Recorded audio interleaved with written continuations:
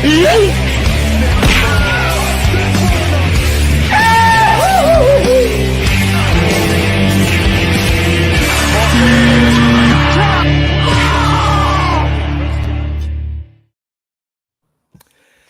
everyone. Welcome back to Left Side Strong Side. I'm your host, Chance Ellis, and joining my co-host, Jacob London and Jeffrey Kahn.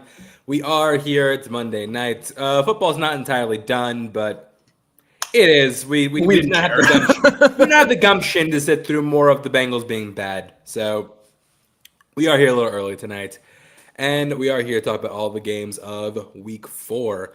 Actually, before we get to the actual game, we do have one thing we need to discuss. Bad Bunny, right? Yeah, the Super Bowl halftime show got announced, despite the fact that there was heavy rumors that it was going to be Adele, and the NFL said nope, and Apple said nope, and Bad Bunny is going to be the headline the Super Bowl halftime show. Look, as someone who has literally never listened to Bad Bunny in his entire life, I'm shocked that after the backlash from Kendrick last year, that the NFL went, you know what? Let's double down. That's what Let's do it again. Yeah, that's this time Latino's gonna get front and center. This time I don't think anyone's gonna call someone a pedophile. So I think we're good. If he starts beeping somebody in the next 8 months, it's gonna be fucking funny. Please. That's why when it was heavily rumored to be Adele, I was like, well, that makes sense. That is the snapback that you're gonna get from Kendrick, the safe choice. The snapback from Kendrick to Adele is quite literally 180. So we gotta make the white folks feel safe. I wouldn't hate it. I wouldn't hate it. Yeah. I like Adele. She's very talented, great vocalist, but I feel like for that kind of setting, she's not ideal. Yeah. Like I think Bad Bunny, again, I'm not like a huge fan of his music, but like from what I've heard, never seen him live. My sister has, but this is a big fan. She was ecstatic because of this. He's a great performer. Apparently, he's a great performer. I've heard he puts on a really good show. So I think that the show itself is going to be fantastic. I think he's also going to be completely in Spanish, which is interesting. Like we're going to have a halftime show completely in a foreign language. Yeah. So I think that's going to be fun. Yeah. It's going to be really interesting. It being in San Francisco is another interesting part of all of this. So yeah, makes sense. Also, if you're out there screaming for Metallica, I got bad news for you, buddy. It's never going to happen. That is never going. Don't hold your breath. That is never going to happen. There's two that are now firmly never going to happen. It's Metallica and it's Taylor Swift. Yeah, I thought this year would be the year if it was going to be Taylor. No, I think it could have been next year. It could be next year because it's in LA and she loves SoFi. It's never happening. Is it in LA again next year? Sorry. Is it in LA again next year? She'll be too busy with a wedding. No. The reason why I think she won't do it is one, she wants ownership of her performance, and the NFL is not willing to give up ownership. They're just never gonna do it for anyone. It's not gonna happen. So yeah, and then Metallica one's obvious. Like they want to, they've always wanted to. If they do it, one, be paid, and that's the other big thing that never is going to happen. No artist is ever getting paid for this. So yeah. But yeah, Bad Bunny should be a fun one. I'm interested to see what he pulls out for it. I think I've seen more of his acting than I have his songs. two movies versus no songs. He's actually really good. 3 movies: Bullet Train, Caught Stealing, and Happy Gilmore 2. I still haven't seen that one. I haven't watched. Well, you're on this. Yeah. I know. I've literally seen one of them. I've seen 2 of his movies. Sorry, F9 and Bullet Train. Yeah, I think he makes a cameo. F9 oh, he is. Wow, he really is popping up a lot. Damn, the dude's everywhere. You know, bad choice. No about Bad Bunny. I forgot he was in F9. Holy shit, I forgot about that movie. Most people. Okay, let's get in the actual games. You might notice we're a little more dapper today than we typically are. That's because we're talking about our game of the week first. And this is the first game of the week we've ever had that ends in a tie. We're never going to get a chance to do this again, probably. No. Or at least it'll be a while. I mean, I have a feeling this could be the last year of ties. After this, they're gonna institute where you have to play till someone wins. I think we could. I think the backlash to this. I think because when was the last time a tie happened in prime time? It's been a while, and that's the difference. I think the fact that this was a large highly promoted primetime game that ended in a tie, I think the NFL is going to be like, nah, we don't ever want that again. Well, it's also weird that like at least it was a high scoring tie. The NFL, like the only major sport in America that can end in a tie. Like it's the only. This is the only one. And that's because it's also the only one where they play once a week. Yeah, like, and that's why it's because it's dangerous and you don't want to have them out there for too long. And the longer they're out there, at the same time, like college football doesn't end in ties, and they also play once a week. Yeah. No, I don't disagree. Like I do think that it is. Yeah, the whole concept of the tie to me, I think this is it. I think the NFL is going to kind of go, rules change. I wouldn't be surprised if Jerry introduced the rule change because Jerry's the one. I'm the one that got humiliated. Well, yeah, okay, so.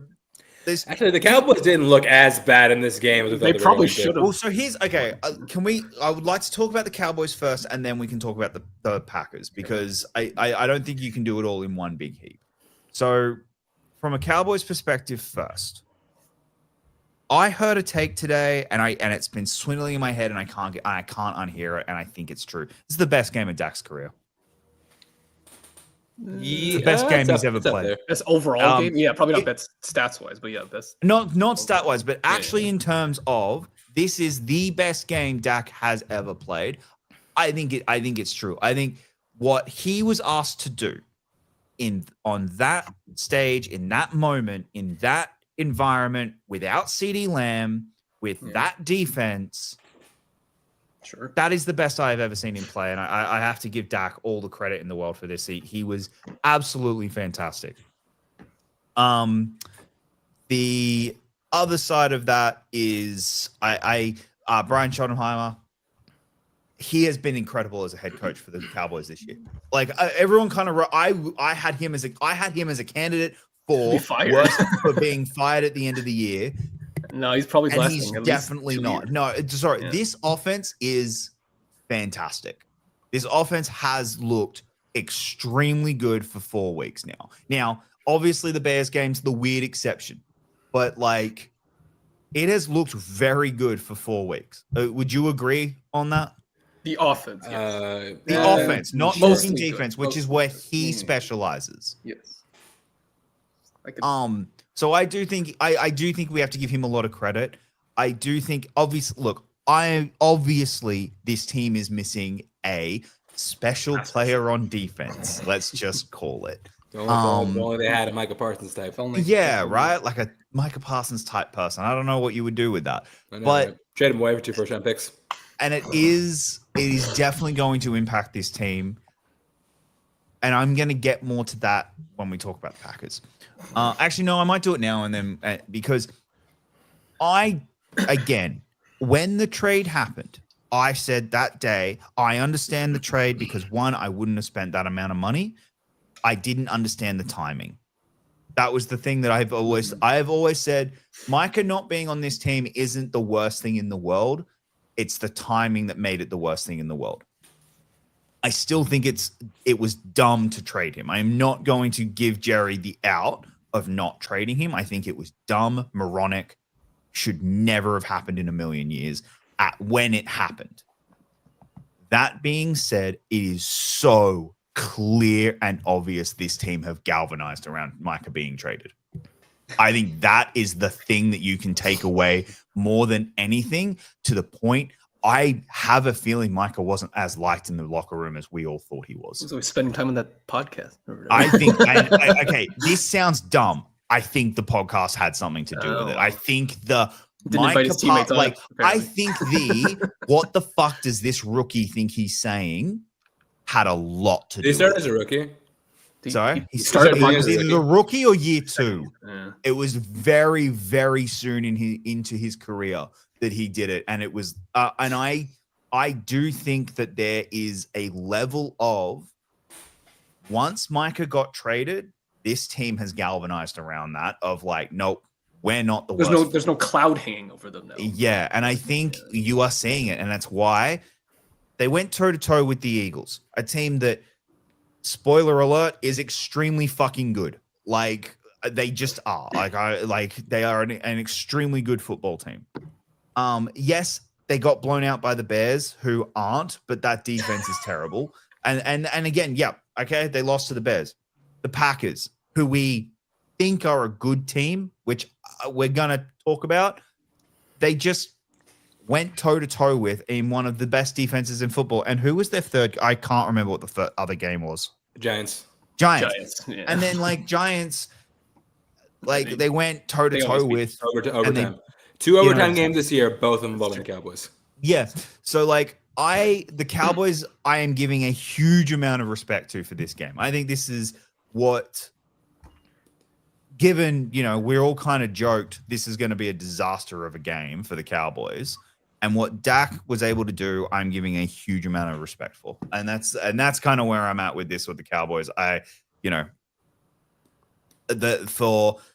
think it's going to be very few and far between this year, but this is a much better team than we were giving them credit for. I don't think they're going to be last in the division, but we'll see. Just out of that defense is not good. I'm not going to excuse the defense, and it is without question one of the worst in football. But that offense is. Well, I think it's statistically the worst in football. It's either the or second because the Ravens do exist. But but it's that my big giant takeaway from this game, from the Cowboys' perspective, is the Cowboys are a damn good football team aside from their defense. That offense is so their offense is really good. I think you just threw up in your mouth a little saying that. I did, but I credit where credit is due. Yeah.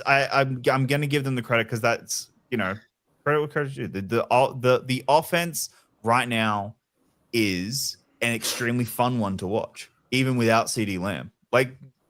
And I've got to give him credit. Yeah.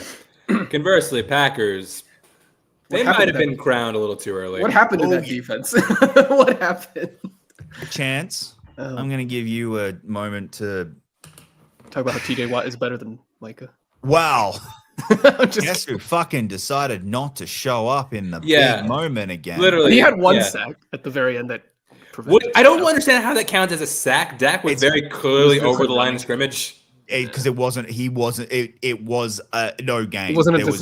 was no gain. And if a quarterback doesn't make any gain on a run, it's a sack. Technically, that's not a Micah specific thing. That's just the NFL rule. No, I get the rule, but that was important. He literally the ball looked like it went down in front of the line of scrimmage, whatever. Yeah, remember how I keep saying that Micah can be very easily eliminated from games? What happened? Well, I mean, against a team that knows him very well. Yeah, so. Very well. But even teams that don't know him well can do it. Well, yeah, but no, Micah is the Cowboys' defense here is a story to me. It is a story. It is a big story as well because of how much the Cowboys embarrassed them, but. It's weird because the defense so far this year has been the shining light for the Packers, and in this one specific game, it didn't turn up. And so I'm kind of willing to give it a little bit more leeway than the other side of this, which is Jordan Love and Jordan Love's game management and brains. And LaFleur's time management. And LaFleur had some awful time management in this game.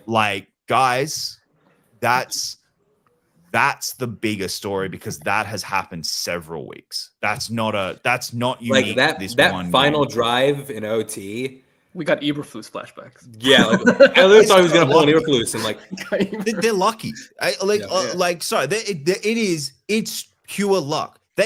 Jordan Love had no idea about the time then. He had no idea how long was left on the clock. You cannot tell me otherwise that Jordan Love knew when he threw that ball that there were only 3 seconds left on the clock, that he had because he had no idea that he was just blank, didn't know. Strolling up to the line. Yeah. It was everybody's walking like down the Super Bowl. When LaFleur called the timeout, I said to Taylor, I wouldn't have done that. That was dumb. I wouldn't have done just in case at the very end. You need the field goal and so that if you get sacked, that's it. That's the game. Yeah. What happened? He didn't get sacked, but he had one essentially second did. He went no, but He went down the next play. The player went down in the field of play, and okay, come on, 15, 14, 13. No one's gotten up, and I was just sitting there going, "What is going on? What is going on?" Read the F up. Yeah, that to me is the story of this game. And we said it last week, and it's a repeat of last week, although from a weird angle because he played really well in terms of like his stats are great and look at how well he played, but you actually watch the game and it's like it's against the Cowboys defense as well. So yeah, and it was against a defense that every single quarterback so far this year has been able to light up. Yeah, and then you look at it and you go, oh, actually, hang on. Look at some of these decision makings that he has. Look at how these points transpired. Like a lot of these happened because they were down for a good portion of the game and had to play catch up. Yeah. So Jordan Love, when a defense that was lit up by Russell Wilson 2 weeks ago. Yep. He also couldn't do anything. He has no O-line. Russell Wilson had less of an O-line, and he put up some numbers. Yeah, and I do get that there are things about the Packers right now where there are several injuries on that O-line. There are things going on, but still, that doesn't kind of excuse this. This is a big giant warning sign right now of hey, how did you let this happen? For the first 2 weeks, I was like really, really dreading that Sunday Night Football game against the Packers. Now, after the last 2 weeks, I'm just like, I'm feeling good. I'm feeling good. I'm not going to be like... They're not a bad team because... They're not a bad team, but I don't think they're like this juggernauts that they were built up to be after the first 2 weeks. No, they're not. In a way, it feels like they lost, even though they technically... Yeah. It's funny. Like, I think I think right now, every team in the league, and we'll talk about this tomorrow when we do top 10, but on Wednesday, sorry, every team in the league, bar one, you look at and go, oh, there's the chink. Like everyone's got a chink in the armor of like where you can be exposed and where you can be hurt. I think there's one that's got one, but kind of not really, and we'll talk about that tomorrow. But it's Jordan Love. To me, like I think the surprise that I had going from the Packers was how easy the Cowboys ran on them. Oh yeah. Did anything on them? But like, I mean, look, nothing. Pickens played really well. And Pickens, when he's not throwing a tantrum, he is actually a very good wide receiver. So, you still had a decent wide receiver there for him. It's not like he had. Yeah, now he's number one, so he's not going to throw a tantrum. Yeah, exactly. Now that he was like, oh, all the balls are coming to me. Sweet, perfect. I can do whatever I want. Just what I wanted. But look, there are positives to talk about for the Packers. Romeo Doubs, fantastic game. Great. Although I did see the funniest tweet. You might have shared it or something where it was like the only reason Romeo Doubs does so well is because he's the one that Jordan Love can see easily. He can see from anywhere on the field. Yeah, the guy with the big head. Yeah, but no, I thought he played fantastic. Again, and look, I want to give Jordan Love some level of credit. I do think he played well for the most part. I just think his game management and his clock management and LaFleur's clock management are suspect, need to be worked on. And I'm a little surprised at how poor they have been so far this year, because LaFleur's always been pretty good with clock management. Mm-hmm. Like this year, weirdly, it hasn't. And I think pressure is starting to be like, hey, we're the best team in football. Oh shit! Yeah, well, that too, and I do think, and I think there is a level of we started to believe our own hype, and you would have thought that the Browns game would have been the kind of bit of a wake up call, and for the defense, that definitely should be the wake up call. This needs to be the wake up call for the. Luckily, you now get the bye week to. Hopefully. Well, yeah, that's it. You're gonna get a little more healthier and stuff. So yeah. All right. 3 points, Romeo Doubs. 2 points, Dak Prescott. 1 point, George Pickens. All right. Chance. Oh, you dragged me out of bed at 6:30 in the morning on a Sunday to watch this game. I had to sign up NFL Plus to watch this game. I don't have it. Yeah. I think, and Jacob says in our chat, it is time to start taking the Steelers team at least a little bit seriously, because like the defense in the last few weeks has gotten better. Like, and even the offense is doing well against like a very good Vikings defense. They were crushing them. Oh yeah, like 3 quarters. Like it was like for 3 quarters, this game wasn't even close. I think that was my big surprise. It wasn't that. Oh, guess what? In 2025, Carson Wentz looked like shit. That wasn't a surprise.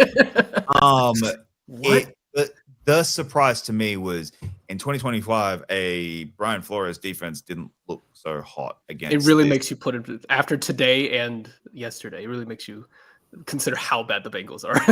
Well, yeah, that too, yeah. But like that to me was kind of the like shock of just how poor that defense played. Now, look, I don't know how much of that was, we're playing in Ireland. No, we're playing in Ireland.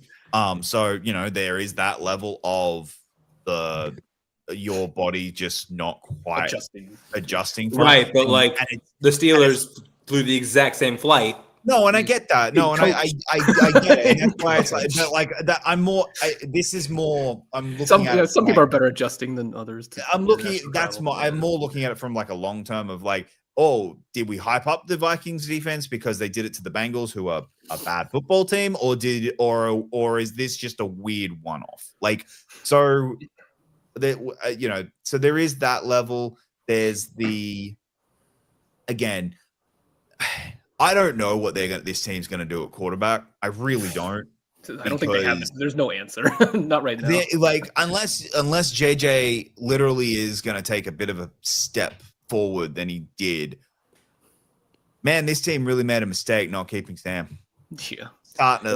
So far it's looking like yeah. We've only hit for 2 games, so yeah. And so we'll see what happens when JJ does come back. But I did want to talk about the Steelers for a second because a lot of this what this team was doing was actually like really impressive. Like for once this season, we actually have like a consistent run game. And we were doing that without Jalen Warren, Kenneth Gainwell of all people, who's tiny. Yeah, like we're running like 5 yards carry with Kenneth Gainwell of all people. DK Metcalf finally showing up, making plays. He's going to do some more of that for down the stretch. We're going to talk about that later. The defense was absolutely suffocating for most of the game. I say most of the game because that's one of the biggest problems with the Steelers. Like they need to start playing a full 60 minutes because the fourth quarter, it's like they said like, oh, you're comfortable, Chance? Oh, okay. We got okay. Enough of that. No, they were like, no. Here's what they were trying to do. They were like, look. NFL Sunday is about to start. We got to kind of re-wake you back up before the rest of the game start. So if we if we raise your blood pressure a little bit, you're not going to fall back asleep. Exactly. That's what happened. Like I was sitting comfortable, just like, yeah, no, we're good. Like we're good. We got this. We're fine. I was about to roll over and go back to bed. I was like, stuff this. They've won this, and then busted coverage. Okay, like one drive by the Vikings. Okay, that's fine. The Steelers are still pounding the rock, eating a lot of time. They get down to the 1. They decide to go for it. I like the decision. Yeah, which why not? Play call is like why not? Because like you trust Carson Wentz to lead a 99-yard touchdown drive? No, that shouldn't happen. Well, I guess what happened? Busted coverage, which I'll give a lot of props in this game. He's like he's one for taking points too. Peyton Wilson, like what this dude is doing. I gotta take the tie off. What this dude is doing, despite the fact that he has literally no knees, is incredible. Like, I think the dude, if he can stay healthy, is going to be like a really, really good off-ball linebacker for a very long time. He managed to chase down Jordan Addison, save tackle, which has been save a touchdown, which not only that saved the touchdown, but like caused the Vikings to eat a lot more time. Sure. But it still came down to the last possession. And yeah, Carson. Look, here's what I don't understand. And I'll give Steelers all praise in the world, but like some of these fourth quarter decisions are just mind-boggling to me. You decide to go for it on the 1. You don't get it. Then later, all you need is 1 first down to ice the game. That's it. 1 first down, you win the game. You need like half a yard, if that. You're averaging like 5 yards a carry. Yeah. And you decide to take a delayed game penalty and punt. But here's where I am not familiar with your game, Mike Tomlin. Do you trust the offense? No. Do you trust the defense? No. You trust in Carson Wentz to do something stupid. Well, good on you. And he nearly it nearly did happen. It nearly did happen. Well, okay. I mean, yeah. I refreshed my memory because I know I swapped it over because it was going long. And we were setting up for our game. So I remember looking at it being like, oh, this game's over. And then I can't remember if he that threw was a pick, but it was over. I know he threw a pick and it got overturned because he didn't actually catch it. Like he caught it, but didn't catch it in bounds because one foot. He bobbled it as he went over. Yeah, he was bobbling. It's like if he like secured the catch, that's a pick. But like it was the right call. I'll get that was, and then like 3, and then went down like he got like a first down, and then like 3 things later, and then he threw another pick. No, he turned over on downs. It didn't get picked. Okay, it turned over on downs. Yeah. It nearly did get picked because Deshaun Elliott, who I'm so happy we finally got back, did get the tip. Also, Carson had a really, really bad intentional grounding call. Yeah. That to me killed that entire drive. Just like once that happened, it's like, nah, you lost. You're done. Yeah, that's right. I was trying to remember where there was something that I just went, oh yeah, no, they're done. Yeah, the intentional grounding call was man. I will talk about it later, but some of the calls this weekend were just. Anyway, like the intentional grounding, the roughing the passer. Yeah. I learned this game taught me that you can do a horse collar on a QB as long as he's inside the pocket. Apparently, because like I saw it, just like is that not a horse collar? Then I heard like you can do that inside the pocket. I'm like, really? Well, shit. Well then, okay, let's play. Start ragdolling people. Because of this, Steelers now 3-1. Talk about the other games later. Number 1 in the division, and we'll talk about when we're talking about the Ravens. But like, table's set for us right now. Like we're eating good. The table is set. All we gotta do is capitalize. But also what Steelers got to do first of all, we got the bye coming up next week, which is good. Which I usually don't like early buys, but we do need to get a little healthier. So I don't think it's the worst thing in the world right now. You need to start making some calls. We really need to start making some calls. Like Calvin Austin exited the game with an injury. I think he's gonna be out for a good bit. So we need depth at wide receiver. We need depth at corner. But we need to go and like find some like what's Asante Samuel Jr. doing? What's Stephon Gilmore doing? Like let's fucking go. Oh, by the way, sorry, speaking of secondaries, fucking lost a fumble recovery touchdown for Jalen Ramsey because he just so happened to have a finger on the ball while he was out of bounds. Some bullshit, but whatever. It's fun. But yeah, like we really do start like getting some depth signing because like we are in a very fortuitous position, which we'll talk about later on in the show. Are there any wide receivers out there left? Because they're dropping like flies. You gotta find somebody. Well, no one's. There's a certain one. Okay, that's actually a very good segue. All right, Kenneth Gainwell 3 points, DK Metcalf 2 points, and Peyton Wilson 1 point, according to Chance. Mm-hmm. All right, good segue. Okay, Eagles at Bucks. AJ Brown.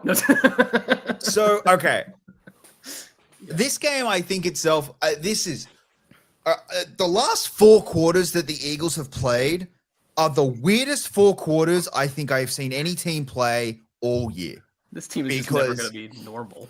Well, no, because the second quarter of this game was awful, like genuinely awful. Oh, yeah. The first quarter was fantastic. The fourth, half. Sorry, I'm not talking quarters. Half. Mm-hmm. The last half of this game was awful. The first half was amazing. The last half of the Rams game was amazing. The first half was fucking awful. Yeah. What is going on? Play a complete game. They don't need to because they're winning. This Eagles team, to me, is the scariest team in football. They are the ones that it's like, and what is making them so scary compared to 2 years ago when they play like shit, they win. Exactly. No, this is a little more nuanced than, and I think you will actually appreciate this. When it happened 2 years ago, when you remember after they lost the Super Bowl, and then the next year they started like 10-0 or something. And then they fell, and that's when they fell apart, and then they lost to the Bucs in the wild card. Mm-hmm. And at the end of every game, they just kept going like, we're not playing well, and they weren't. Like they were a weird team. They were winning, but they shouldn't have been, and it was weird. The whole season was weird. This feels like that, is what you're saying. To a degree, but the difference is Jalen's winning them the games, and that I think is the difference. Last time it was weird stuff happening in the game, so like the other team was making mistakes, the other team, or like something like that. The Patriots method. But that's what I mean. Like something like that was winning them games, but Jalen wasn't playing well. They obviously didn't have Saquon at the time, but like no one was doing anything. Yeah, like everyone was playing poorly, but they were winning, and it kind of taped over all the issues. I think the big difference here is one, the defense is playing a lot better than is playing well. Mm-hmm. And Jalen has been the highlight of this team. Jalen has not had a bad game yet. He's had bad halves, and this second half is one of the funniest stat lines you will ever see. Had no passing yards in the second half. No, had negative passing yards. Oh my God. Had negative 18 passing yards or something like that. It's a weird stat. But I think he is playing so well, and it's why I think the AJ Brown story isn't going to hurt them whatsoever. And it's why I also think if in 3 weeks we get Adam Schefter says AJ Brown has requested a trade. If we get that news alert, I don't think it hurts the Eagles, because guess what? They're doing this without AJ Brown. That's it. They clearly don't need him to win, but exactly. No, and look, don't get me wrong. Is it you don't trade AJ Brown unless someone comes up with a giant stupid offer. You don't just do it for the sake of it. But if he does request one, I wouldn't say no. I would definitely start taking some phone calls and all right, what's out there now? Looking at his contract, the dead cap's rough. Don't get me wrong. Like the dead cap right now is nearly $90 million. Ugh. So I don't know. But I think that I don't think it'll be traded purely because like Jalen Hurts kind of has that quality that Mike Tomlin had when he had a locker room with AB and Le'Veon Bell and Big Ben, where like he kind of knows how to talk to him and kind of knows how to keep him under control and keep him from flying off the handle.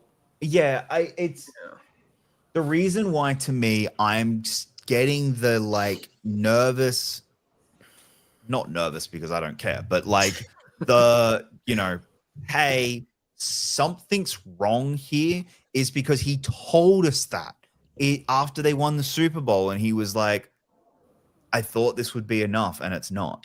He told us that. So winning is clearly not enough for AJ. He wants to be a participant and wants to get the yards and get the targets and be the star, and he hasn't been. And that's why he comes up with the cryptic fucking Instagram at the end of a game. And like, it's that. And it's the fact that is then going to become the story and not, hey, their quarterback is the best quarterback in football 4 weeks into the season. Like what Jalen Hurts has done this year has been phenomenal, even though and it sucks because his stats don't say it. And right. I think that's going to hurt him actually come MVP at the end of the year. At the same time, like, Look at Lamar's stats there. He won MVP, his second MVP. No, I get that. I know, but that's the Lamar MVP, second MVP is one of the weirdest MVPs we're ever going to see because no one else was stepping up. Now, again, we're 4 weeks in, and so far right now, Jalen Hurts is very clearly the MVP, and no one else has stepped up. But who knows what will happen come later in the year. And who knows, his stats might massively improve. Right now, the Eagles, to me, AJ Brown isn't a a detrimental problem to the team, if that makes sense. But he is a problem. He is a looming thing that is over here. It doesn't need to be addressed yet, but it could be a ticking time bomb that explodes at some point, and I don't know what happens when it does. If AJ has like a big crash out, that'll be my that'll be my sign like, oh, he's done with this team. Don't worry, next year Sirianni will calm everything down. And that's the other concern I have is the Knicks. I don't trust Nick Sirianni to be Mike Tomlin. Now, I mean, I trust Jalen Hurts. I trust Jalen Hurts. You're right. Jalen Hurts can be, but there's a difference between a coach and a quarterback. Yeah. And look, you're winning. The way we're going 4 weeks in, you're right on this. Do you agree that would you be shocked right now if your phone vibrates next week and says Adam Schefter reports AJ Brown has requested a trade next week? A little bit. Okay, before the trade deadline. We've got 4 weeks before the trade deadline. A little bit. Okay. Just because AJ Brown and Jalen Hurts are like they are very tight. Like Jalen is the reason AJ is here to begin with. So I know. But that was 3 years ago. Weird things happen. So I'm not gonna totally discount it, but still, it's true. At the same time, Bucks, they're a great team. They're a good team, and Ibuka's gonna be a fucking stud for a long time. Ibuka's oh man. But also, that Baker threaded the needle. You didn't give him points, but I do want to give a shout out to my boy Quinton Mitchell. Managed to had a fucking great performance on the day. Held the Bucks receivers to 2 catches for 6 yards. Yeah, no, Mitchell played great. This Eagles defense is really good. It is very good defense. Look. Baker, I think, played really well. I'd have been fascinated to have seen this game with a help. I'm hoping that we get a repeat of this come the playoffs and that the Bucks are healthy. Yeah, that would be fun. That would be a great game. But yeah, we'll see. All right. So what's the points breakdown for this game? Jalen Hurts 3 because he's amazing at the moment. Zach Bourne 2 points and Mbuka 1 point. All right.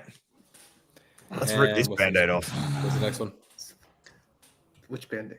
Oh. Jesus. Okay, here's what I mean when I say the table is set for the Steelers right now. Because the Ravens are hurt to hell. Yeah, Ravens are, even when healthy, bad, but currently injured. Nani Madubuike out for the whole season. Roquan Smith dealing with knee injuries. I think Humphreys also. Humphreys, a big question mark. So. And Lamar Jackson. Lamar Jackson also potentially hurt. No Joe Burrow this season, and the Browns are the Browns. The AFC North is literally being gift wrapped to us, which means the reverse psychology is working. Almost too good to be true. The reverse psychology is working. It's almost too good to be true. Right, almost, but let's talk about the Ravens. We'll talk about the Ravens first, and then we'll get to the Chiefs because fuck me. This is we talked about it on the show before, but this is not the Ravens defense you grew up watching. They are this close to dragging Ray Lewis's old ass out of retirement. to need someone. They're just away from calling Ray Lewis. They're away from calling Shannon Sharp. He didn't play defense, but who cares? He can't be much worse.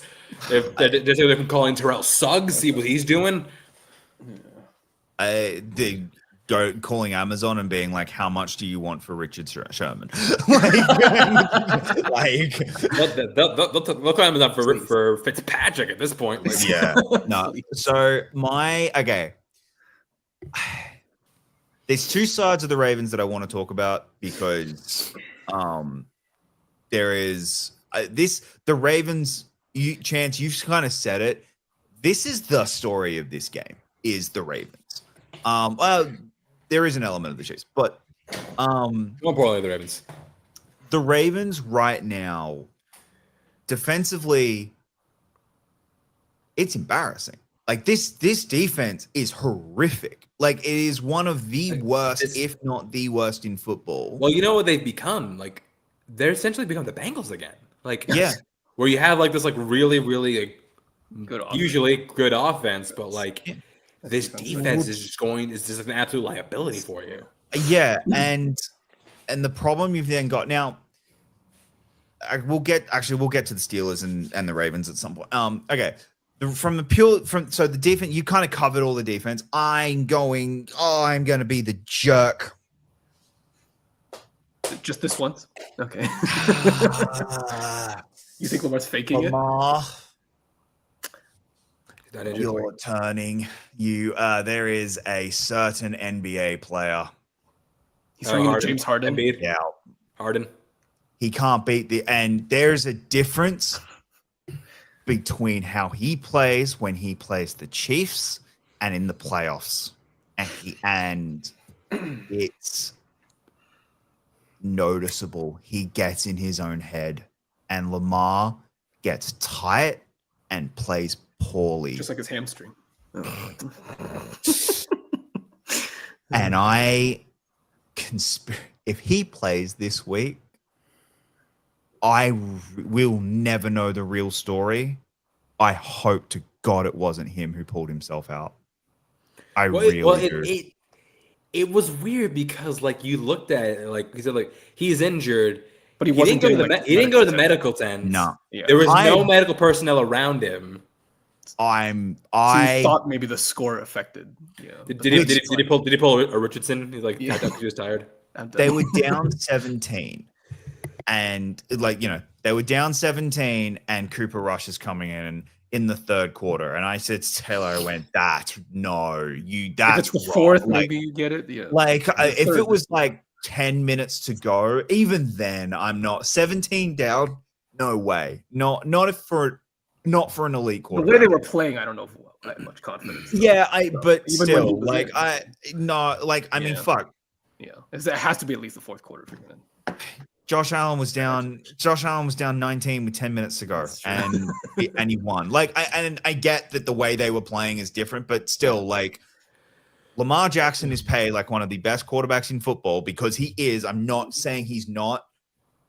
You're meant to be there in the biggest game of the year, and that's not a good look. Now, let's assume that he is. That it was legit, and his hamstring is tight, and he wasn't able to play. Okay, fine. He was terrible for 2 quarters. Yeah, terrible. Well, he's still taking a lot of sacks, and he was characteristically. But that pick, the one of I don't want to take the sack, so I'm just going to throw it on. I can't. It was the first or second down. The second. It was. Yeah. What are you doing? Lamar never does something that dumb. And that's why I go he's Harden. Because he doesn't throw that ball in against anyone else. It is only the Chiefs. Maybe Pittsburgh. Well, sorry, that's true. Before he beat them, and then since he's got over beating them. Do you know what I mean? Like for 2 years ago, last year he knew how to beat them. That's that something changed in his mind where he was able to stare them down. Yeah, just wait till we have the MVP of LSD facing you, Dan.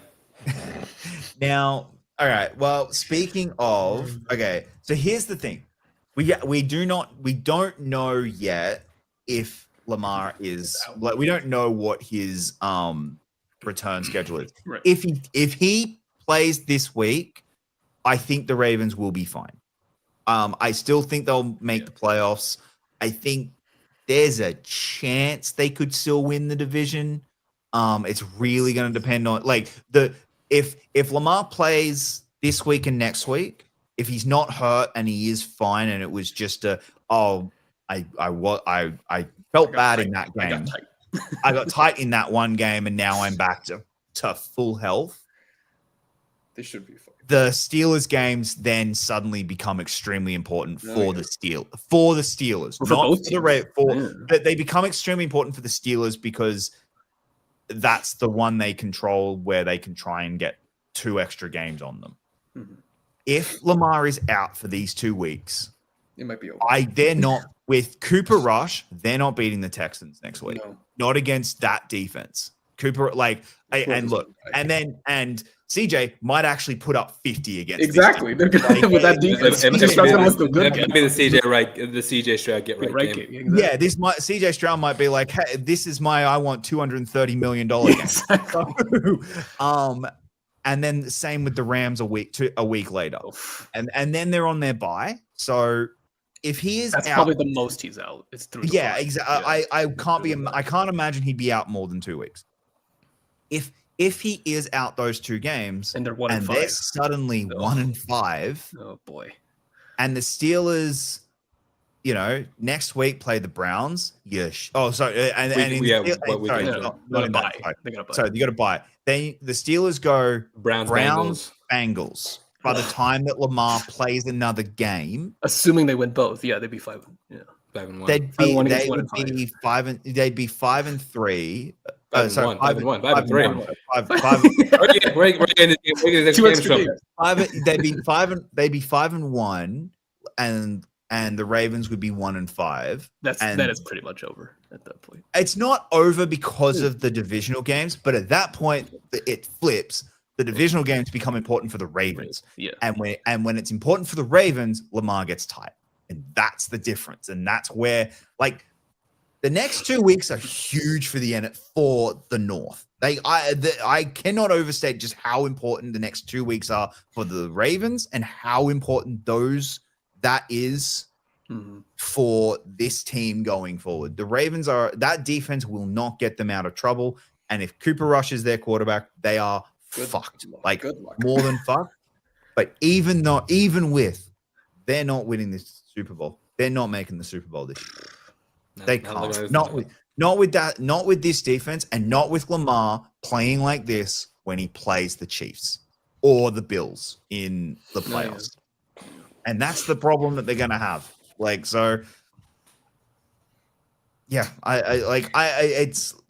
Should we talk about the team that won the game? Yeah, let's talk about God fucking damn it.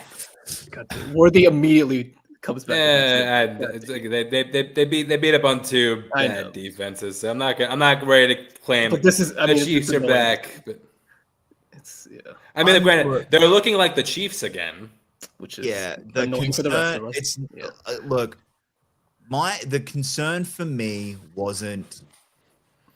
The concern for me is not the fact that the Chiefs looked like fucking powerhouse against the Ravens, the Ravens defense. That's not the concern. The concern is, God damn it, that Chiefs defense stopped Lamar Jackson looking, because again, Lamar has looked amazing for 3 weeks, even with the shitty defense. Yeah.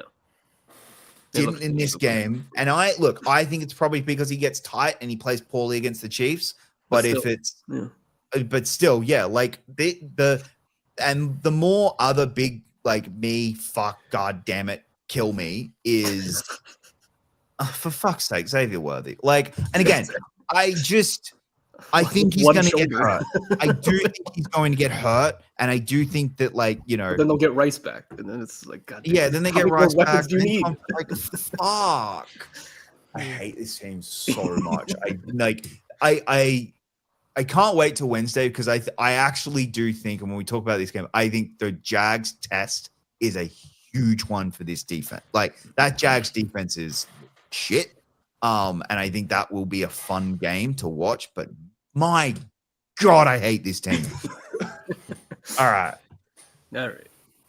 Fuckwit, it makes it onto the list for the first time this season with 3 points. Xavier Worthy with 2 points, and Trent McDuffie with 1 point. God damn it. So mad. Yeah, but Loser got to watch him go on too. That was fun. Okay. Who's next? Next up, we talk about the game I actually got to watch live. Oh yeah. Game. It was pretty bad for 3 quarters. Tortilla jerseys and live action. Sorry? The tortilla jerseys in full. Yeah, live action, sure. Here's my question: is it time to give up on Marvin Harrison Jr.? It still seems a little too early. No, he's not even fully through year 2. If the catch hadn't happened, I'd say yes. that you catch still see the glimpses. That catch might be the thing, and like we saw it last year with Quentin Johnson when he had his moments, and it's like, oh, you might. We gotta wait for year 3 for him to get good. We gotta wait till next year. No, I'm meaning you've got to wait a year. Like, you know, if for a player to have quarterback their moment, and I think he did have his moment. The story for the Cardinals are a story a little bit. Sorry, Will, he's gonna be mad at me. They're not a good team. They're not overtly a story right now. No. To me, the story is the Seahawks. Might be really good. They're good. That defense is fucking good. Yeah. And really good, barring one person. I want to know what the hell happened to Riq Woolen. Like, Riq Woolen for like a hot second was like one of the better cornerbacks in football, and he has just not produced very, very much. Like, sure. He's become a bit of a liability in coverage, but overall, I think the Seahawks defense very strong, very good defensive. And I think like if you looked at me and told me they're the best team in the NFC West, I wouldn't disagree with you. I still take it's close Rams, between but the Rams. I wouldn't disagree with you. The story to me is one, the Ravens made a huge mistake not giving him the job.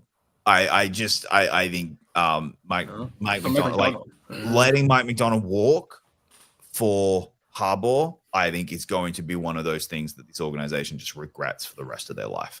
And because what he has been able to do with this Seahawks team, and look, I'm not going to put him in elite conversation, but Sam Darnold's, they made an upgrade. They made the right trade. They absolutely They say what you about Seattle. They know exactly when to move off a quarterback. Exactly, twice now. Yeah, 2 times in a row. They made the right choice when it came to who do we want, Geno or Sam Darnold, and it's paying off amazingly right now. I think he is playing fantastic for the Seahawks. Like, don't get me wrong, I am not saying he's a top 10 quarterback. I'm not putting him in like the time in Minnesota helped. In any of there. I do think that he does have some problem, like the normal the normal like top 15 middle of the pack quarterbacks problems he's got, but I'd take him over a lot of other quarterbacks right now. I'd take him over Trevor Lawrence right now. Oh yeah. I take it and we'll talk about that game, but like there's certain quarterbacks in this league that I just would be like who have one been paid more, and two have higher expectations. Expectations are high, but like measurables and that sort of stuff, and who are kind of people just like, oh yeah, no, he's that, and I think Sam is playing fantastic right now. 7 or 8 years, but yeah, we got there. There's a very, very real chance this is all going to come crashing down when he starts playing real games in the playoffs. And playing real teams. But like for now, I think he's playing. You play the Steeler. Right, I forgot he played you guys. But he played us when we were still having early season jitters. You were having Caleb Johnson problems. Come see us again, Sam Darnold. See if that shit happens again. And we will not use Caleb Johnson on kicks. We will not be returning kicks. But no, this again. To me, the story was the Seahawks. I would say like probably the most underrated team in the NFL, because I think they can, especially with that defense, they can compete. JSN's turning him like a top 10 receiver. Yeah, yes. They're fun to watch. I don't know. Like he ain't no DK Metcalf, but he's pretty good. But speaking, I do want to look. Speaking of the Cardinals, a little bit, because I will be murdered if I don't give them at least a little bit of praise. The Marvin Harrison drop, the first one was horrific. That one caused the interception, right? That caused the interception. That was bad. I do think the touchdown I think it redeemed it, but I also think it a little. But it did also like flip something, because he started then playing like he was getting open. He was playing pretty well. from then on. So just like nah, you should move on. We'll give you a fifth for him. Just give him to us, and we're doing you a favor. Yeah. All right. Points: Sam Darnold, Ernest Jones fourth, and Kenneth Walker third. All right. We need a drink. You guys can talk about this one. Okay, man. Actually, I think didn't you and I both call Atlanta on this? I think so. Yeah, I know. I did. I think so because we were pretty certain Jaden wasn't playing again. Yeah. So, yeah. Honestly, like Atlanta's starting to look like that offense starting to look like what we thought they would look like. Well, they alternate one good week with one bad week. So yeah, can we not say this? I don't want to crown them. Speaking of crowning people early, I don't want to. Yeah, they just got annihilated, 30-something. 33-0. So yeah. Yeah. But it's a good step. Yeah. I mean, but like you're letting your playmakers you vested a lot of first round draft capital into your offense, and now you're using them. And they're making plays like Drake London got a touchdown, Bijan Robinson got a touchdown, Kyle Pitts caught a touchdown. Like first time in 2 years, bro. When that happened, I'm just like, oh, it's over. Falcons have won. If you can get Kyle Pitts in the end zone, that's how you know you've won the game. Exactly. Yeah, this to me, there's not a whole lot to say about this game. To be real, this was kind of a Washington. You need Jay Daniels back fast. Allegedly he's back this week, so that's and now McLaurin's also out. So you also need McLaurin back. They're really I think they're playing the they're the Chargers this week. So that'll be an interesting game actually. All right, Bijan Robinson 3 points, Drake London 2 points, and Michael Penix Jr. Speaking of, oh no, here we go. Upset of the week: Chargers at Giant. Well, first of all, Chargers. I am sorry. Did you like losing Rashawn Slater for the year? We're doing it again, but this time with Joe Alt. He's not out for the year. He's not out for the year. It's high ankle sprain. I think it's look. They haven't put him on IR yet. I think like it's coming. Yeah. I think it's going to be 3 to 4 weeks. So I gotta say, Herbie, Jackson Dart posts your girl, and this is how you respond. I think that was fake, but okay, whatever. I'm really falling for fake Twitter. To be real, I can't. I don't think he did actually, but yeah, exactly. I can. That doesn't seem like a Jackson Dart move. I cannot blame Herbert for this game. No, it's not. It's not his fault. The defense, the defense for the most part, played pretty well. They just laughed at the worst possible times. Yeah, and third, they also dealing with a lot of short fields. They could not get off on third down at all. It was just like it would just constantly third and 4, third and 5, and just they got it, and they just could not get off the field. I don't think he's as good, but I think that there's a team that could have used Darius Smith. Yeah. They're like, well, since Khalil Mack's now going to be out for the foreseeable future, you need somebody, and now you don't have Bosa anymore. Yeah, they are missing a pass rush. They are the Chargers are just being decimated by injury at the moment. So the good news is the Chargers again. Yeah, they are going to get some of them back, but man, it's going to be a rough couple of weeks if they this O-line. Oof, it's going to be a rough couple of weeks. Did Quentin Johnson like Space Jam, Vlad McConkey's talent? What happened to that dude? I think this. I hate to say it, but the Giants' defense that I thought was going to be existing actually starting to exist. Let's talk about the Giants because I do want to give them their credit. It's so clear and obvious that it's started Jackson Dart earlier. You should have started Jackson Dart earlier because that team fucking hated Russell Wilson. We're not playing for him whatsoever for those 2 weeks because my God. This team galvanized around. The crowd Jackson was so Dart. loud when Dart ran in that. You could do it. It was just the difference. The instant difference between how everyone was just they had energy. It was. I've never seen it. I've not seen that before. It was weird, and it was that opening drive was just one of those. That opening drive was Russell Wilson watching, going, "There goes the end of my starting career. I'm a backup quarterback from now on." Well, that's fun because he was poised. He was. I fucking hate to say it, but Brian Daboll's found offensive rookie of the year. No. I don't think it's going to be that. But if he, I mean, hey, if he plays like that for the rest of the season, maybe. But he's found Josh Allen 2.0. Well, I'm not giving that credit. Let's calm down. This could be like the week 1 adrenaline game. No, it could be. It very well could be. But also, here's the problem with the Giants. You may have won the battle, but you definitely lost the war. Say goodbye to Malik Neighbors for the year, everybody. Say goodbye to good Jackson Dart development because you just took away his number 1 weapon. Yeah. The MetLife turf claimed another victim. Oh, yeah, God. that hurt. Which is wild because if you look at it, Malik Neighbors, OBJ, both LSU receivers, both drafted first round by the Giants, both injured in a game against the Chargers, both playing for an old Miss quarterback. Oh my God. History has a weird way of repeating itself. Yeah.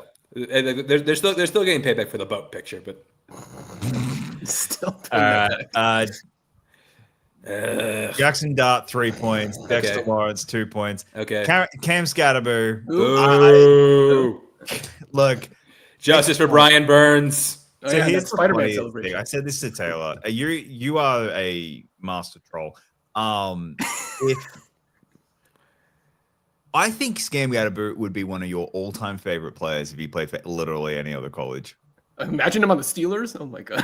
Oh man, he like no, but I mean the energy, like the way he plays. Literally did not play for Arizona State.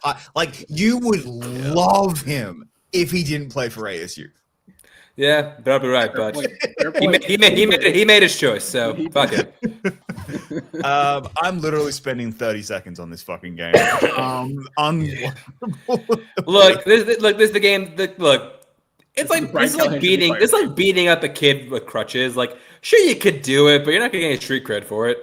Guys, look, Titans, I am begging you. You already fired one coach too early. You're not too early right now. Please get rid of him. I am begging you to get rid of Brian Callahan. He is going to ruin this kid. Cam Ward ruining the team. Is trying so hard. And the problem is, damn Cam Ward. He's like ruining this team. Exactly. Yeah, but Cam Ward is now learning the wrong things. No, but that's my point. Like he is now starting to make bad decisions because he doesn't have a coach. And it's like, oh, cool. I've seen this story. It was Trevor Lawrence. And I know, please, I'm begging you all, don't do this. And Titans, you just gotta rip the Band-Aid off. You shouldn't have kept him another year anyway. Are you saying Brian Callahan is Urban Meyer without the baggage? Yeah, I think. I bet Titans fans are just like, hey, can you just like, hey, kicker. Yeah, take one for the team. Get him to assault you. Something like. Without question, Brian Callahan is the worst coach in football right now. Oh, hands down. Without question, like it's embarrassing how bad at head coach he is, and I just like this team is terrible. The first shutout of the year. No, I think it's the second. Well, the Panthers just had one last week. Oh shit! I'm sorry. Yes, you're right. Yeah, second shutout. But to look this bad against this team, like the Texans still have a good. Good defense. They just missed. Yeah, I think the Titans had 0 points because they couldn't kick field goals either. CJ 3 points. Daniil Hunter 2 points. CJ Shroud. Ooh. Shroud. Oh. No, that's fine. Oh, and you use Woody Marks' real name. See, Jacob out here government naming people. Government naming Woody Marks. I literally just Jaquavius Marks. Anyway, I do love that actually, Jaquavius Marks. Sure, but he loves Toy Story more. He does, understandably. Yes. All right. This was okay. You guys have way too much hope game. Panthers at Patriots. The Patriots fans have too much hope, or yeah, because you beat up a bad team. I'm gonna keep saying it until like the Panthers actually do it. D-Mac. You just. I need his target. Guys, someone give me his target share. I think he had 8 targets. It wasn't a lot. So 8 targets. Let's see. That's like that many. Yeah. 8. So he should have more targets than I have fingers. Yep. Why does nobody listen to me? We don't know. Do you want a productive offense? Do you want to go to the playoffs? Do you want the greatest receiver in the modern era of the NFL? Mm-hmm. Give the man. If you throw the ball 50 times a game, you give him 49 targets. Like that's how you win games. Humble. You're not giving him that last target. Like let some other guys, get a target here and there, but give him the bulk of the target share. It is fun. He has the most target. So which is the highest target share. Tommy Treble had more receptions than him. That's why you lost the game. That is why you lost the game. It's true, but yeah. He tied him in targets, but it's. You might as well try Chance's strategy. Come on. Also, you might as well. And this is why I hate this game. And I don't really want to talk about it. This was the fucking Stephon Diggs breakout game. Now he's real salty. Yeah. God. You see what happens when you do pink cocaine with Cardi B. I give him credit. Like I'm not going to actually give him credit because it's the Panthers. It's the Panthers. Exactly. But I mean, the Falcons couldn't do this last week. But he played well.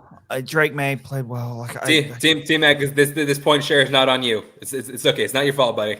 I tried. I really tried. It's never your fault. You know what? Screw Marcus Jones. Give Team Mac a point. Dude, we gotta show special teams some love. All right. Did you see those punt returns? They were amazing. Yeah. Did you see Team Mac step on the field? No, because he barely threw him the ball. But he was there. He showed up. So give him a point. You know what? Right. I give Team Mac 4 points just for being present. We'll break the system.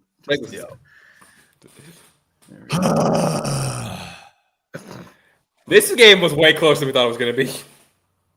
Yeah. Well, if you bet the Bills in the spread, God help you. The feisty Saints once again. I mean, that's why I said don't touch this game with the spread.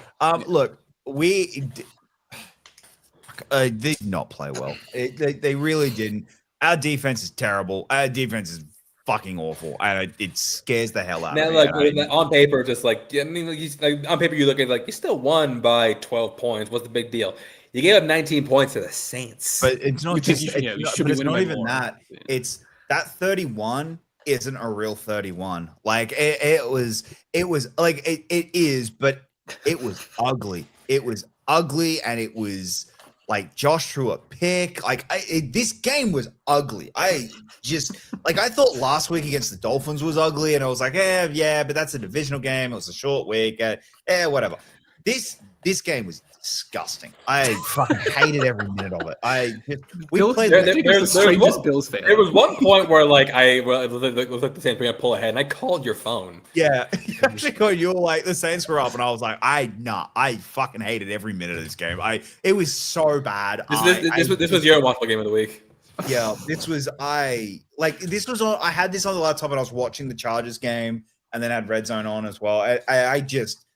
I watched my game every 30 seconds. I was like, it was. And even then, you probably still weren't actually worried. I was never worried. No, I didn't think we'd lose. It was ugly, and I don't know why. And I think that's the more frustrating part of it. Is like last week, I could kind of write it off as short week, divisional game. Yeah, we always play the Dolphins weird at their play, during early in the season.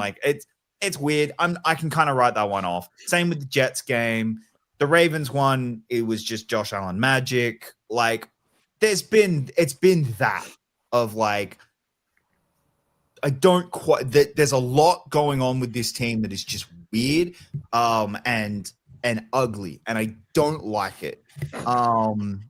The offense, I'm not concerned with the offense, although there was a couple of fucking play calls that made me want to pull my hair out. There's a 4th down that they don't get and it was like a weird snap, and then they like, or so, like it was a snap, and then they kind of like Josh went, "Oh, you get it? No, it's a fake turnaround and ran." Like it was. Oh, I saw that. That was weird. It was so weird. Of like, why are we getting cute? What the fuck are you doing on 4th down with this? Yeah. Like, they're so terrified of our version of the tush push failing that they don't do it anymore. And which I'm glad they don't, because it does fail. But it's so weird when you've got Josh Allen just do a fucking QB sneak, like an actual proper QB sneak. I'm like, Josh, you tell me your big ass can't get a yard. Yeah, so that was weird. But again, the defense is the problem. I'm hoping that when we start getting a lot more of our players back, like, because we don't have anyone written off for the year outside of our rookie that we drafted. Mm-hmm. Most of them we are going to get back at some point this season. That the defense will improve, but right now, geez, it's bad. I'm just glad that we have a easy schedule. If we had I'm not gonna lie, if we had the Ravens schedule for the first 4 weeks, we'd be 1-3 as well. Oof. We really would. Like, we'd be 1-3. Maybe 2-2 because we would have beat the Ravens. But it's just it's been ugly. It's been really ugly, and anyway. James Cook played well. Sorry, I will say that. James Cook played incredibly well. He has done. He earned the money. He's earned the money. Yeah, that's my point. Like, he has done what most running backs don't do once they get the money, and it's not. Yeah. That's not an insult on running backs. That's just the fact that their bodies have given out by the time that they get paid. Yeah. He's not. He's like living up to his contract. So we're 4 games in, so we'll see what happens. Kalishka, he had a great game. Touchdown run. Oh, yeah, that was a really good touchdown run. Like he played well, and Josh, like the default point. The default point. He played well. Like I can't fault him incredibly, but the pick was dumb. Like it's the worst. You got to flashback to old Josh Allen back then. I did, but so I was like, oh, please, for the love of God, don't tell me like he's got to put on centers again. But it's one. It was a dumb one, and we didn't cost the game. Every time he's having a bit of a lapse, you just put on centers, and then you get back. Just put centers on the laptop on the iPad. It's a good movie, and then 2 it'll motivate you. It's a perfect. Yeah, right. All right, last early window game. Yeah, this is part of the reason why my stock on the Packers has fallen. Exactly. Because the Lions came out and did Packers couldn't beat this team, and the Lions did this. 34. Yeah. Yeah, honestly, yeah. Talk about teams being declared dead too early. Lions, the death of the Lions might have been greatly exaggerated. Again, I know it's only the Browns, but you look at the games they played the past couple of weeks, they have steadily improved on themselves. We're I do once again feel comfortable in my pick for them winning the North once again. Oh, I do too. I'm sorry. I'm feeling a little more confident on that. I do think I can't wait for that second Packers game now. I think that is a huge game now. Yeah. I'm devastated that's not the Week 18 game. That would have been really cool. That's a good. But it's not. To me, what guys? It's time. Switch over to Gabriel. Yeah, Joe Flacco. I say this as someone who doesn't like the Browns at all. Joe Flacco needs to fuck off. He's going to die. Guys, it's time. It's done. It's embarrassing. We are seriously Although I want them to keep Joe Flacco at least for another 2 weeks. Well, no, not just because I think we can. I think we beat them no matter what quarterback it is, but exactly. The idea of the Senior Bowl where it's Joe Flacco versus Aaron Rodgers. Throwback. That's when you wear the throwback uniform. Yeah. And I get that. I get that they are probably waiting for that next little run where it's a slightly easier schedule. It's a lot. Well, okay, so they go Vikings in London. I wouldn't start him in London, but at the same time, how do you keep playing Flacco right now? How do you play Flacco right now? You saw the Giants with Dart. He was ready. Is Gabriel not like? I don't. Yeah. Apparently not. I mean, I'm not even that high on Dart as a I wasn't that high on Dart as a prospect, Right, but I think there's Dart no use for was still a better prospect than Gabriel was. Gabriel, I think, was a lot more of a raw product coming. Yeah, I don't know how much he's learning from Flacco Sure. on the sideline. But At this point, what do you have to lose? It's yeah, may as well go to hell. I mean, Like, yeah. I get- Oh no, they got one win. No, they got one win against the Packers, got but like, one win.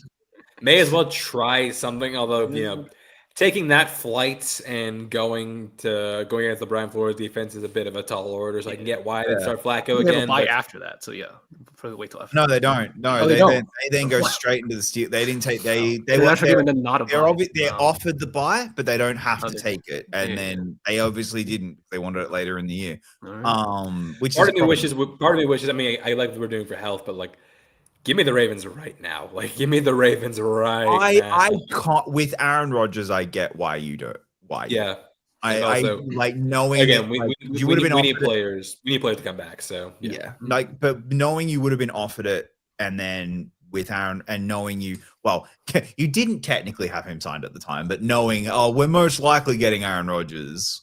Yeah, I understand why they would have been like, yeah, no, we will take the buy early because. Yeah, like, but it's tough for the Browns because they go Vikings, Steelers, but then the next part is Dolphins, Patriots, Jets, Ravens. Yeah, I think we circled that Dolphins game as the one where you could start Gabriel. No, if Gabriel is not playing by the Dolphins game, what are we doing? Someone needs to be fired. Like I seriously, that is actual just fucking malpractice. That's negligence. Like, yep. Yeah, that is like near criminal negligence. We're at a point, guys. On the Lions side, like we just said it, they're playing great. They are really playing great. I don't really have a whole lot extra to add. Like it's tough with a game like this because it's like they played really well against a really bad team. Like, yeah. So Amon-Ra St. Brown 3 points, Aiden Hutchinson 2 points, and Jahmyr Gibbs 1 point. All right, I got a player to rip into. I think I know. Please tell me it's the one. Please tell me it's the one I think it is. Trevor fucking Lawrence. It is not the one I thought it was. The way he is playing on the 3-1 team. He is playing in his 5th year. It's a complete and utter joke. It is ridiculous. He's making some mistakes that like a lot of rookies don't make. Yeah, that's my point. Like there was I'm trying to remember what he threw one short of the sticks. He when they had no timeouts, he did what Jordan Love did, but like worse. And it was just there was a lot of really dumb. Well, it was the one play where like he scrambled and like he ran out of bounds, right? He ran out of bounds. Yeah. When it's like, and then and then realized and slid out of bounds. Like it was just like, good job. What are you doing? Like Trevor Lawrence is really driving me nuts because this defense is legit. This Jags defense is fucking good. It's really good. I can't wait for next week's game because of it. Like, it's one of those ones where it's like, all right, that's a good test game. This Jags defense is playing really well. He's ruined Brian Thomas. Like, he is now like destroyed Brian Thomas Jr. Talking about wide receivers asking for a trade potentially. Well, yeah, like Trevor Lawrence is holding this team back. This would be seriously a genuine contender in the AFC. If they had a real quarterback, and I think Trevor. Imagine saying that in 2020. Exactly. I know, like Trevor Lawrence was the Lord and Savior. He really is. He's just holding this team back. The joke I made is he doesn't like Brian Thomas because he was an LSU kid. So he's like Chance. He's just like, I have a rival, and I just not. If that's the case, Trevor, I respect you for it because that is commitment to the grind. That's why I consistently and always give Brian Thomas just nothing but hospital balls. I don't know what to say about this. Like he is holding this. I can't say one thing. The Niners. At least he is not Super Bowl participant Brock Purdy. Yeah. No. Oof. And now he might be hurt again. from earlier. Yeah, again. In addition to Jennings and Pearsall, like we're back to square one. First of all, okay, like the strength and conditioning team for the Niners needs to be investigated. We need a whole documentary on this. We need a whole documentary on like what Shanahan and company are doing to these men, or what are they not doing? Because why is it you are always hurt? Secondly, we sure paying Brock Purdy was the right idea? Oh no! Oh, 100% no. I'm like, again, like, okay, this is a bad comparison because the Niners actually did do this, but like, imagine making Jimmy G one of the highest paid quarterbacks of all time. Again, bad example because they did that. But like, but again, like. At that point, the highest paid was 20 million, not 55. But yeah, like you're paying this dude like he could do it by himself, and while he's demonstrating to you time and time again, this dude cannot do it by himself. Look, like, there's certain quarterbacks that can. Like, ask me to pay $55 million to Josh Allen, I'm signing that check every day. $55 million to Lamar Jackson, I'm signing that check. $50 million to Patrick Mahomes, I'm signing that check. $50 million to Jalen Hurts, I'm signing that check. I'm thinking, you're like, $50 million Brock Purdy, I'm not signing that check. I'm not doing it. You actually, we're talking about that. Like, again, Dak, I'm signing that contract. Like at this, it's like, you know what? For $55 million, the way he's played for 55, sure, not 60, but not 60. No, 55, sure. Yeah, that's fair. I don't think he deserved to be the highest paid, but I mean, I get into between the two. I would pay Dak before I paid Brock Purdy if I had forced to choose. Yeah, no, that's fair. Like I just right now, it's my God. This was weirdly, like the one person who's healthy is Christian McCaffrey. Which is that's the whole irony of this whole thing. And he is playing fairly well. Like he is. He's playing pretty solid. Like, I mean, I firmly believe he's like doing some like weird voodoo hacks on his teammates. I'm gonna be healthy, just no one else. So like siphon their health away. Exactly. I don't believe in either of these teams. Jags might win their division just out of. Let's say like Jags, I think I could win their division. Niners, I think like right now playing like this, no way. Probably not. You're gonna compete with two other teams. Like the Niners might, and the Niners with the injuries as well. That's not helping. But like, I know they have the easiest schedule left in the NFL. But man, this is only like as easy as. Yeah, it's only as easy to make it on yourself, and they're not making. It's only as easy if you have a healthy team. Yeah, like so it's only as easy if you actually have like your guys on the field, and yes, exactly. You currently do not have your guys in the field. They've got they got a tough game next week. I got a tough game on Thursday. Yep. Jesus Christ, they got two tough games in a row. Actually, they go Rams, Bucks, and then they got a fairly light schedule. Points for this game. Travis Etienne, 3 points. Etienne's playing like a man on a mission. Brian Thomas still got 2 points. Yeah, because he played he played better than he actually played pretty well. And Travis Hunter, I'm going to give you a point. He played well today. He played well in this game. Like he played well. We're seeing progress. Still not worth the pick that you used him for, but like and pick a fucking side, dude. But he played pretty well. I'll give you a point. I think he's gonna end up picking the wrong side, which scares me, but yeah, maybe. All right. This was almost a contender for game of the week if the other one wasn't like that game. Yeah, it was a fun game. Although this game does have my not stonks player of the week. Your new clip. Oh yeah, Adonai Mitchell. I feel bad. It started great. I don't feel bad for him. It's like a one-handed catch and then a spin move, and then he's off to the end zone. It's like, oh my god, that's a great play. This dude near single-handedly cost his team 12 points. Yeah, no, I don't disagree with that. The reason I feel bad for the kid because it's not to me. He wasn't celebrating. This wasn't the typical like when we typically see the drop. Before, the let go of the ball before the end zone, it's I'm celebrating too early.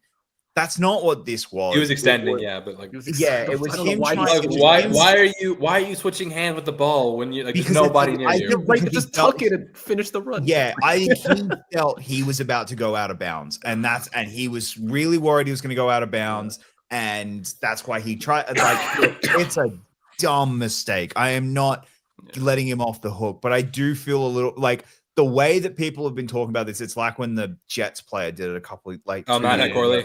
Yeah, where it's like it's not the same. This is not the same thing. This one was he's trying to make a play and it doesn't work.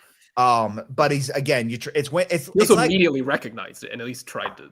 Yeah, but the good example is kind of the big man who doesn't fall on the ball. And it's like, dude, just fall on the fucking ball. And like, like when they don't fall on the ball and they like, I'm going to run and then fumbles it. And it's like, just fall on the ball. Like you don't need, and it's kind of that where it's like, you've done all the hard work. Just, you don't need to do this bit. Yeah. So I felt bad for him there. Look, this is without question the best defense Daniel Jones has played all year. I thought he played pretty well. The two picks are not great. One of them, I think you can kind of just go, it was the end of the game. It was Hail Mary time. Like that was a desperation throw. I'm not going to kill him for that one. First one, not good. The one to open the game, not great. Yeah. So I'm not Daniel Jones. I don't think, Daniel Jones is and always was a top 10 quarterback that Brian Daboll ruined. Like, I don't think it's that, but it's also not. Also, he didn't ruin him. He tried to save him, but no, I know, but it's also not like he's the worst quarterback in the league. I'm not I think we are. I think. Oh, okay. This is gonna sound dumb. He's kind of Brock Purdy-esque, where it's like he's not going to cost you a game if you've got the pieces around him. Sure. But you have to have pieces around him. And when you have a running back like Jonathan Taylor, who has been playing fantastically so far this year, decent wide receiver, and you have a very talented wide receiver in Michael Pittman Jr., that's enough. When your core is not costing you the ball. That too. Yeah. And then, when that happened, and when you've got a pretty good defense, this Colts defense is underrated. Like it's not amazing or anything, but it's been pretty good so far this year. Mm-hmm. That's a winning formula. I think we are starting to see this can be a winning formula for this team. The Rams, I thought they were really good. I just straight up thought they were very good in this game. I thought Matt Stafford played wonderful. Puka Nacua. Holy shit. Puka Nacua is amazing. And then and this is just the points. Jared Verse, he stood up in this game and did the game changer. He ruined Daniel Jones's life several times in this game. He just went. He made him. Well, now I want to see where the Colts go forward with this. Yeah. They get the Raiders. Yeah. So the next 2 weeks, they get some. So they go Raiders. So they go Raiders, Cardinals, Chargers. Okay. And then Titans. Jesus Christ. That's 3 or 4 relatively. They should win 3. They should at least win. They should go at minimum 2-2, if not 3-1. This goddamn team's about to be 7. About to be like and then they come strolling into Heinz Field. Oh. Yeah. That is what we call it. So yeah, it's Heinz Field. I don't like it. No. It's like Staples. It's Staples. Like Staples Centers or Mile High. Yeah. So no. So that would be a big game. Actually, that would be, man. You're hoping by then that they are really good because then if you do lose, you don't. It's not we lost to Daniel Jones. It's like, yeah, we lost to Daniel Jones. Like right now, it's so bad, but we're not gonna lose, so it's fine. No, I know, but you know. No, I know. I get you, man. I want them to be good, so I can beat a good team. Is that losing the Colts last year, where we lost to Joe Flacco? Why? Right. Oh man. Oh, boy. Actually, you know which one I need? Is in November on Thanksgiving, or it's not Thanksgiving, but it's the weekend before Thanksgiving. They play the Chiefs. The Colts do. Yo, Patrick Mahomes losing to Daniel Jones would be like that would feed families. That would feed families. All right. For once, oh man, we don't have either of them on here. I wish we had Peggy and Nancy. Neither of them here. Not at the moment. This game was something. Holy shit. For the first time ever, the Bears don't Bears it. Well, the first time there's a heartbreaking loss, and the Bears are the beneficiaries of it. Yeah, that's true. I can't remember the last time that happened. Add one to the counter for the blocked field goal at the end of the game. Add another one. It's still happening. But yeah, like if you heard like, oh yeah, this game ended in a blocked field goal, you're feeling like, damn, it happened to the Bears again. Yeah, but no, like happened to the Raiders. Like again, we talked about Seattle. Like Seattle knows when to move off the QBs. Geno Smith is fucking awful right now. I had Nancy crying for Kenny Pickett to start. That's how bad it got. Actually, real talk. Kenny Pickett might have won you this game. Maybe. Like the one thing he could always do, he always make the pull a clutch drive out of his ass to win a game. Yeah. I don't think they're seriously considering benching Geno, but they're not going to. But it's funny to think about. This game was the Ashton Genty breakout game. They finally got him going. They did. See what happens when you give him the ball. No, Ashton Genty played awesome. He was fantastic. Yeah. I'm actually gutted for him because he deserved to win. For his performance in this game, he deserves to win. He was fantastic. Absolutely insanely good, actually. Yeah, the Bears. This should have been an uglier game in terms of the Bears. I think Gina had 4 interceptions, 3. He had 3 picks. 3 picks. Was there a fumble too? Because there were 4 turnovers. Maybe. Yeah. The fact that they were still winning, even with all. Yeah, no, they had like 3 or 4 turnovers. The Raiders were still winning the game. It's like the Bears. What are you doing? Yeah, exactly. Like, how are you not capitalizing on all the opportunities you're being given? Like they are literally gift wrapping you the game. Genty fumbled, not Geno. Okay, somebody fumbled. I knew there was a fumble, but. Oof. Yeah, you are literally like being gift wrapped the game and you weren't taking it. But Caleb did have a really nice drive to pull ahead by 1 point, but it was still only 1 point. And the 2-point conversion failed because what the fuck was that? That was such again weird play calls. But all the defense had to do was get a stop and the game was over. Guess what the Chicago defense didn't do? But the special teams came through and they blocked the field goal to win the game. This was again a weird year, but like I think things are starting to turn around for the Bears just because like again, these type of games they usually lose, now they're winning them. So again, they can get on a streak, and I know it's the Raiders and they're not very good, but if they can actually like harness like whatever they had last week, like that kind of high offensive power, even if the defense isn't great. You should still be able to win a lot of games, and your playoff hopes still very much alive. It's alive, sure. Well, for the first time ever so far this year, at least, a losing player got 3 points. 3 points. Ashton Genty was the best on field by far, by like a country mile. He was the best on field. Rome Odunze, you may have finally unlocked him. I'm guessing. You guys may have figured it out. DJ Moore is he might be available. He might be available. Sure. Yeah. And Caleb Williams.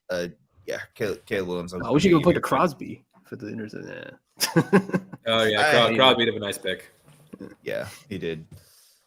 All right, and then we have whatever the fucking disaster today's games were. That's okay. You know, I will take myself to task. I did say because none of us care. All of our top 10s and all of our MVP ballots were done before these games were played. We're just like nothing that happens in these games is going to change them.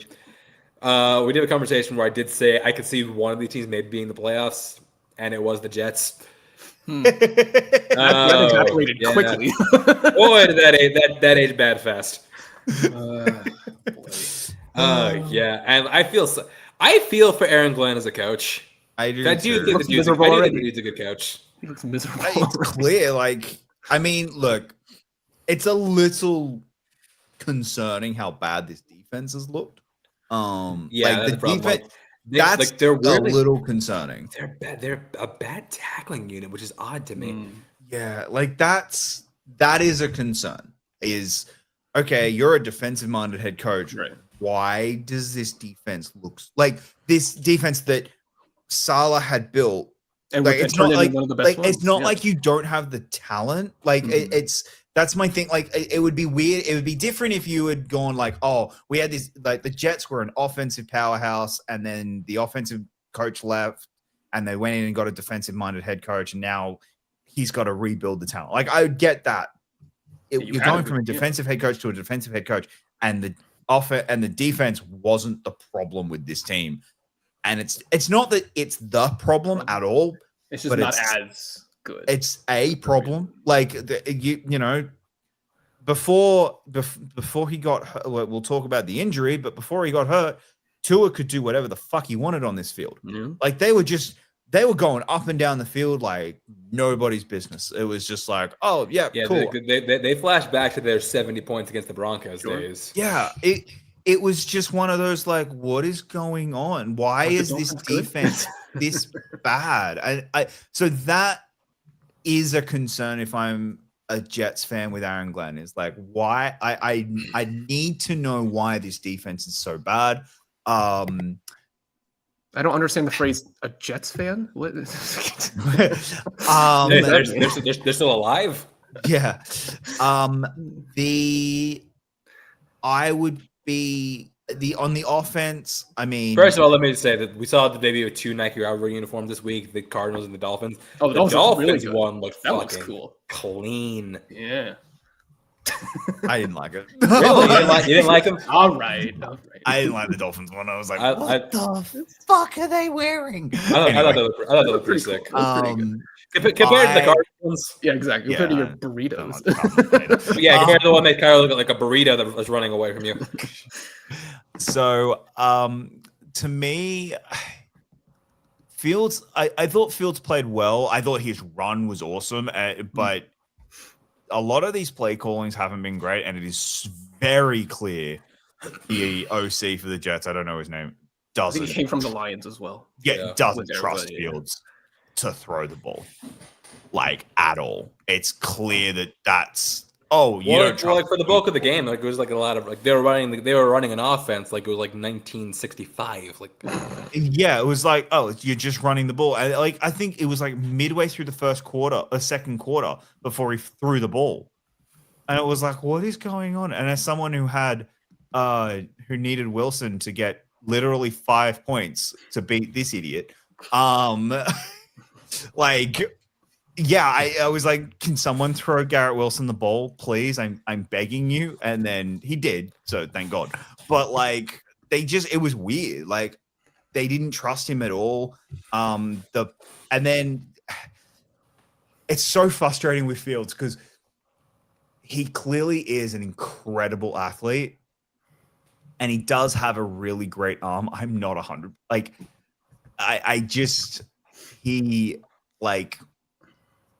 what he is able to do with his legs is terrifying. Mm-hmm. It's like that fourth down play. Oh, that was incredible. But that was pure instinct. That was not the play design whatsoever. That wasn't even a scram. That wasn't even a thought. That was, it fucked up, because it did. Like the actual play call fucked up, and then he just went, well, it's fourth down, I got to do something, and just was able to do it, and then went, fuck it, I'm going for the touchdown. He had no care for his health whatsoever, and it was like, okay. But you're right, like there was some really big flashes of brilliance, but then other times it's like, what are you? Other times they're fumbling the ball all over the place. Oh my god! The two things that killed the Jets in this game were turnovers and costly penalties. Real bad ones. Yeah, like they need to have this team like disciplined, because like this you can't go on this way, especially not the 1 yard line. No, but yeah. So on the side of the Dolphins, had a really odd moment where like remember how we said Tyreek Hill wasn't going to be on this team by midway through the season? We were right, but Not like this. We didn't think it'd be like this. Tyreek Hill got hurt. He had a knee dislocation. Yeah, don't watch the video because it's awful. It's pretty brutal. The legs aren't supposed to bend that way. Well, I mean, like you might watch it for his sake because like he's the only person I've seen be happy to get a knee injury. Yeah, I'd be happy too. He's now guaranteed his contract. He's like, you were trying to get rid of me. He was like, no, he's just like, you were trying to get rid of me. You've now got to pay all my guarantees. Thank you very much. That's the face. That's the reaction of the man who realizes it doesn't play for the Dolphins anymore. I can spend time with my kids. Oh wait, like so. Well, there's a line. So you got to work your way down the queue. Or he's going to be spending time in court. Who knows? Okay. Or both. Probably both. Or both. But yeah, Are you looking at his guaranteed money? I'm just having a look. So that injury, I think, just got him $5 million. Wow. Must be nice. I think. Well, he's getting in for alimony payments, so it's fine. Exactly. Like yeah. What the fuck? Darren Waller scored 2 touchdowns in 2025. Literally, there's one person who's excited about it, and it's Nancy Rodriguez. No one else cares about Darren Waller resurgence, but yeah. I mean, I care because it's odd. Like that. Darren Waller is odd to me. Like, dude retires from football to be a rapper, and he's so bad at rapping that he goes back to football. Clearly has CTE, and he's still doing this. Like that blows my mind. But that's Darren Waller, two tuds in 2025. Sure. Congratulations, Darren Waller, 3 points. HN 2 points, and Justin Fields 1 point. I cannot believe I had to type those words out. Darren Waller 3 points in 2025. What's this, 2017? All right. And then our last game that we literally didn't even get to the ending of. Because we got to this score and then we decided. Yeah, the score didn't change by the time we went live. Yeah, this score usually means bad news for the other team, but only if you're the Falcons. Only the Falcons. Actually, there've been a couple other and the Rams. And the Rams. Well, that was 27, so it didn't quite count. But yeah. But yeah, look, I'll say it again. If the Bengals don't call somebody, they've written off the season. They gave up. Yeah. They just want the number 1 pick, apparently. You need to make a phone call, and well, I mean, I don't. There's several people you can call. Isn't it just one obvious choice? Yeah, you can call Kirk. You can call Jameis. I'm praying they don't call. You can Jameis. call for Andy Dalton homecoming. Like, come on. There are people you can call. You could call. You can call for Shador. Like, I don't think they do that. I don't think they do that. Probably not. But like, you got to do something. You cannot do this for another 14 weeks. No, they like. Otherwise, you're going to already, and you already were seeing it. You were all we are week 4, and you're already seeing like that team is giving up in real time. But you saw Chase going up and getting into the coach's face of just like it's like, bro, welcome to the year you're about to have. This is what happens. Like, you wanted to be paid. Congratulations, you've been paid. We couldn't pay anyone else. Like, sorry, bro, this is it. Welcome to the team you decided to stay on. Like, this is bad. They're a bad football team. They're really, really bad. And the shittiest thing is, like, because of this, they're still probably not going to fire Zach Taylor because look at the mulligan because Joe Burrow is injured. Excuse again. Yeah, for the 3rd time. When's his actual contract up? That's a good question. That's a very good question. I think he got extended recently. Through until 26. So okay. So he's got 1 more year on his contract. I think so. Yeah. So I mean, honestly, the payoff for the rest of that contract can't be that expensive. You could fire him now. Yeah, you get at least one. Cheap. Like, they won't. No, I know, but that's my point. Like, you could at least, if you fire him, it's set to. We won't even pay 2 coaches at the same time for a year. Yeah, they'll firm at the end of the year, if any. Yeah, like this. I hope it continues because I like seeing this team flounder, but like this cannot continue. Like they like the team will revolt. The team will come out against you if you keep Browning under center for another week. Yep. God. The Lions are going to obliterate them. They have the Lions next week? Yes. Oh, that's going to be ugly. Oh, get rid of another 50 points put on you. Broncos, whatever. Whatever. Yeah, I don't believe in this team. I just don't. You don't believe. I mean, he did throw a pick in the end zone, so yeah. that was horrendous. So I can see why Jacob doesn't believe. I just don't. They're not a good team. And it's a good team. I said this in the chat kind of snarkily, but I kind of also do believe it. Like, Sean Payton's not this be-all high Hall of Fame coach that everyone thinks he fucking is. I love the broadcast where, like, I think Joe Buck said Sean Payton struck gold in the 2024 draft. I'm like, struck gold guys and go to the playoffs. Like, no, he didn't. With a rookie, Bo Nix he's Mac Jones. He has he don't get me wrong. He has a high floor. He's not gonna be the worst quarterback in football. Fucking playing like it this year, but like he's not the worst, but that floor kind of dropped a little bit this year. No, I think you said the floor is very close to the ceiling. You said yeah, but his ceiling's not high, guys. Like I don't know. I just don't. I don't believe in this team, and I don't believe that Sean Payton is a good enough coach to really truly get this team over the hump. I especially not in a division where the Chiefs and the Chargers, you have to go up against Patrick Mahomes twice a year and Justin Herbert twice a year. Sure. Yeah. Like, I just don't. Like, I think he's the weakest coach out of the four in that division by like quite a bit. I think his career is very much Drew Brees carried me and then the terrible defenses I had were terrible. Super Bowl. And we were we were in historically one of the worst divisions in football for a long time. Like the South's never been a good division. Like, it's had some good players every now, Cam had his moment, and then Matt Ryan had his moment, and Breeze was there always, and the Bucks had their moments, but like it's never been like a powerhouse division.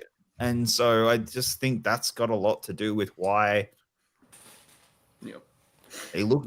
John, Anyway, I'm not a. Conversely, though, Bengals fans, I hope you enjoyed that one Super Bowl run because, just go and watch highlights of the 2021 season because you're in for a rough year this year.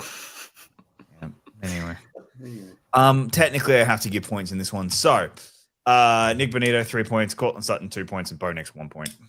Technically. Yeah. And technically, that's going to do it for us here tonight. Thank you for watching. Our prediction special is going to be for Week 5. Is going to be next week. Stress-free football. How nice. But Colin, where do people find you? On Twitter at the King Con and on Letterboxd. Jacob. Find me pretty much everywhere at Jacob London. You can find me at Twitter _chance_91, taking a choice by chance the podcast, episode on Schindler's List. I watched the movie again recently, which was why I do hate myself right now. But that will be out very soon. Thanks for watching, and we'll see you next time.